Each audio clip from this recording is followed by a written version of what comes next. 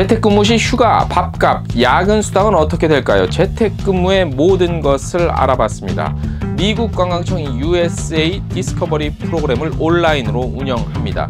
공정거래위원회가 현대산업개발의 아시아나항공 주식 취득권을 승인했다는 소식입니다. 서울관광재단이 서울여행 트렌드 빅데이터를 분석 발표했습니다. 두바이 관광청이 두바이 360도 실내 관광을 홍보하고 나섰습니다.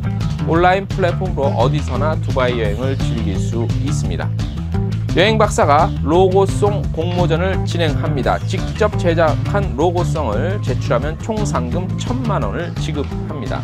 트래블데일리 4월 6일자 동영상 뉴스 시작하겠습니다. 네, 여러분 안녕하십니까. 트래블데일리 4월 6일자 월요일자입니다. 한 주간의 시작입니다. 이번 주는 저번 주보다 좀 더 희망적이고 좋은 소식이 들려오길 바라면서 오늘 첫 소식 심층분석 기사부터 시작을 해보겠습니다. 자, 많은 여행업계 분들이 재택근무를 하실 줄 압니다. 물론 유급휴가, 무급휴가도 있을 줄 압니다. 이 재택근무마저도 최근에는 복입니다. 행운이고 복이라고 할 수 있죠. 왜냐하면 집에서 또 재택하면서라도 일할 거리가 있다는 게 복이자 행운이기도 합니다만 그래도 재택근무 하시면서 일하시는 분들, 우리 노사 분들을 위해서 저희가 재택근무에도 또 다양한 디테일이 필요하더라고요. 그래서 참 이게 재택근무는 마냥 그냥 집에서 늦게 일어나서 대충 일어나서 일하다가 대충 일할 거리 있으면 대하고 이게 아니더라고요. 여기에도 원리와 또 적용되는 법조항들이 있더라고요. 그래서 고용노동부에서 관련 가이드라인을 발표한 게 있습니다. 그래서 저희가 텍스트 뉴스에는 좀 더 디테일하게 표시를 해놨고, 저희가 방송에서는 시간 관계상 주요 것들만, 궁금해하실 만한 것들만 말씀을 드릴게요. 자, 재택근무 도입 시 근로자들의 동의가 필요한가에 대한 부분인데요. 단체협약, 취업규칙, 근로계약서 등의 재택근무 실시에 관한 규정이 있는 경우에는 해당 규정에 따라 재택근무를 실시하고 별도의 근로자 동의가 필요하지는 않습니다. 하지만 이런 것들이 없는 경우에는 근로계약상 근무 장소에 대한 변경을 수반하게 되어 있어서 원칙적으로는 개별 근로자들의 동의를 받아서 실시해야 되는데요. 다만 이번 코로나, 요놈의 코로나 때문에 감염성 확산을 위해서, 감염병 확산을 위해 불가피하게 근로자의 근무 장소를 자택 등으로 변경할 필요가 있는 경우에는 근로자와 협의를 통해서 시행하는 것도 가능하다는 얘기입니다. 그냥 대충 말해서 재택근무해 이러면 대단한 얘기예요. 자, 재택근무를 실시하는데 소요되는 비용 정부에서 지원받을 수 있을까요? 당연히 지원 부분이 있습니다. 저희가 예전에도 한번 알려드렸지요. 자, 이번 재택근무 활성화 위해서요, 노무비, 그 다음에 인프라 구축비 지원하고 있습니다. 자세한 소식, 내용은 고용보험 홈페이지 또는 고용센터에서 신청할 수 있고요. 이게 유연근무제 간접노무비 지원 제도가 있고 또 다른 게 있어요. 일단 유연근무제 같은 경우는 사업주에 대해 간접노무비를 지원합니다. 지원 대상은 소속 근로자의 필요에 따라 유연근무제 사용을 허용한 우선지원 대상 기업 및 중견기업의 사업주들은 받으실 수 있어요. 지원 요건 여러 가지가 있어요. 서류 작성하는 거 이런 것도 있고 선택해야 되는 것들도 있고, 이거는 저희 트래블데일리 뉴스 자세히 보시면 됩니다. 이 자텍스트가 많아서 이거 귀찮아 보기 좀 불편하지 마시고 천천히 한번 차분히 읽어보시면 돈 받으실 수 있습니다. 1년간 520만 원 지원받을 수 있어요. 시스템 구축하는 거 관련한 것들, 컴퓨터 사주는 거 말고요. 저번에도 말씀드렸지만 컴퓨터 사주고 노트북 사주고 이거 말고 인프라 구축, PC선을 좀 더 새로 이렇게 깔아야 된다라든지 다양한 기술적인 문제 있죠. 이런 것들은 정부에서 재택근무할 때 쓰라고 지원해 줍니다. 요거 참고하셔서 정부로부터 뽑아 먹어야 됩니다. 이런 거는. 자, 재택근무제 운영 시 연장 야간 근로수당 지급해야 하나? 요거 좀 궁금하셨을 것 같아요. 자, 통상적인 근로시간제를 적용하는 경우에는요, 사용자의 지시에 따라서 업무를 수행하기 위해 연장 또는 야간 근로, 야근이라고 하죠. 요게 이루어지는 경우 연장과 야간 근로수당을 추가로 지급해야 된다고 합니다. 원래는 줘야 돼요. 다만 향후 분쟁 소지를 줄이기 위해서는 연장 야간 근로에 대한 확인 방식이나 절차 등을 노사 간에 정하여서 운영하는 것이 바람직하대요. 예를 들어서 근로자가 연장 근로를 사전에 신청하고 사용자의 허가를 받도록 하는 방식으로 근로자가 연장 근로 시 업무 종료 시간 및 내용을 입력하는 방식 등이래요. 예. 자, 그다음에 다른 근로 시간제를 적용하는 경우, 그러니까 일종의 근로 시간 기존에 우리가 뭐 9시부터 6시 이때 말고 또 다른 시간에 일하시는 분들 분명히 있잖아요. 특히 우리 여행업계도 정상적인 상황에서는 해외 아웃바운드 같은 경우, 인바운드도 그러겠구나. 예. 보통 우리가 기존 상식적으로 알고는 기존의 그 일하는 시간 외에도 일할 경우가 있잖아요. 뭐 이런 경우들이 해당될 텐데, 근로시간을 산정하기 어려워 근로기준법에 따라 소정 근로시간 등을 근로한 것으로 보는 경우 해당 업무 수행에 통상 필요한 시간, 근로자 대표와 서면 합의로 정한 통상 필요한 시간, 그리고 근로자 재량에 위임할 필요가 있는 업무에 대해서 근로자 대표와 서면 합의해서 정한 시간이 포함됩니다. 뭐 복잡한데 뭐냐면 이것도 사전에 협의했으면 가산수당을 지급해야 된다는 얘기예요. 사전 협의가 중요해요. 사전 협의. 대표와 그러니까 사용자와 사용되는 사람, 근로자와 대표, 노사 간. 예. 자, 요거는 그 다음은 재택근로자 근태관리 목적으로 GPS 등을 통한 위치 추적을 해도 되나요? 이런 경우는 드물겠죠. 이거는 뭐 막장 드라마에나 나올 법한 얘기죠. 예.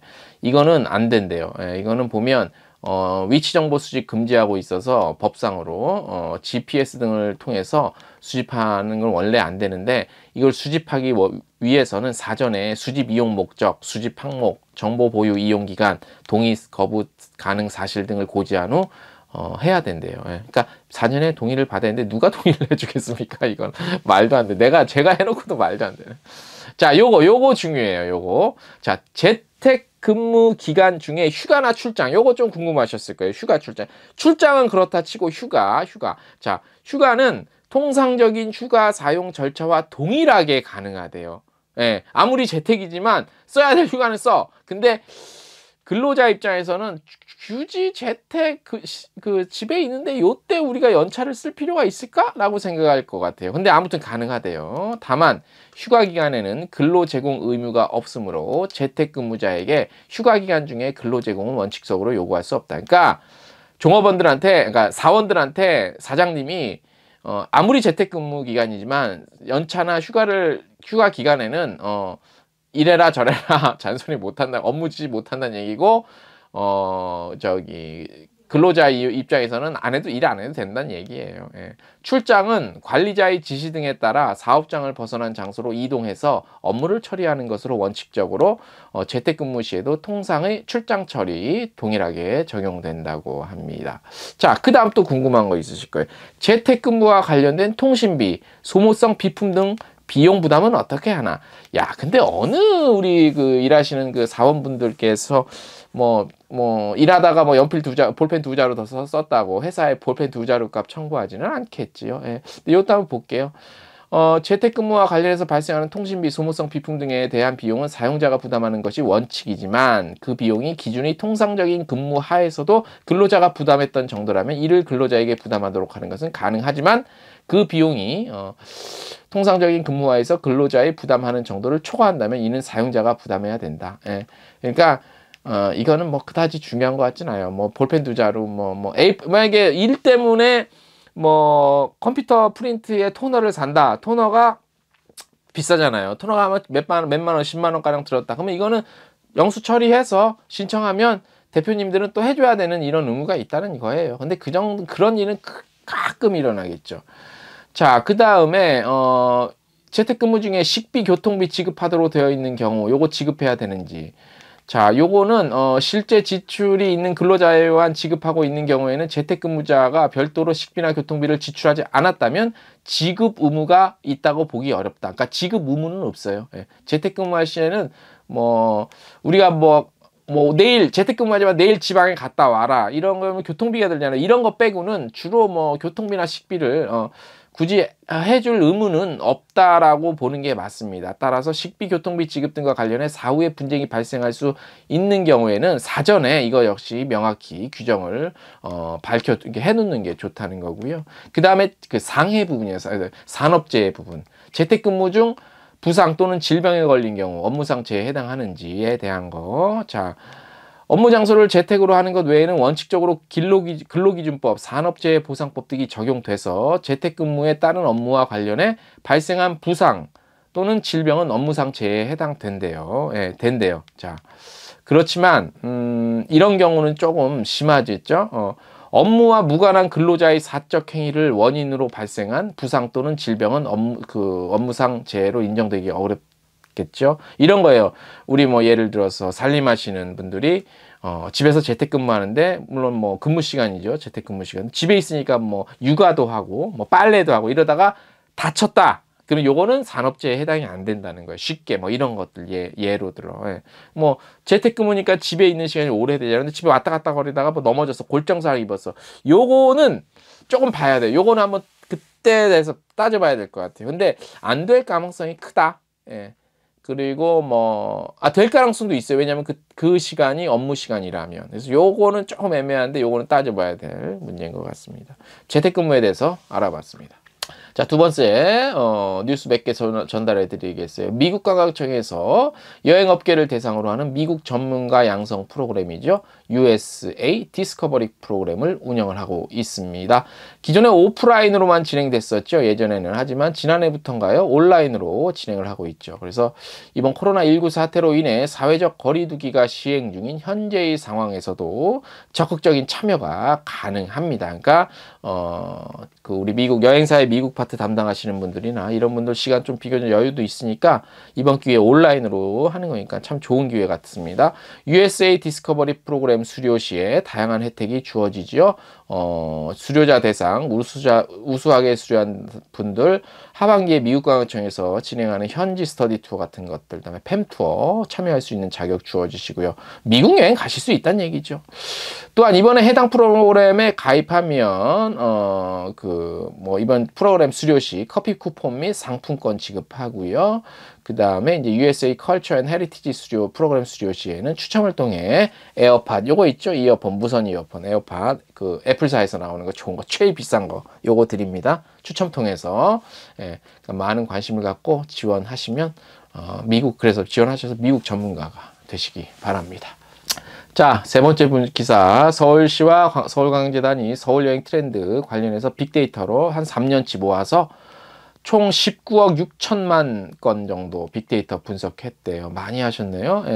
3년 동안의 총 결과인데, 요 결과를 저희 텍스트 뉴스에도 실어놨는데, 요 이제 여행 트렌드, 최근에 서울 여행 트렌드.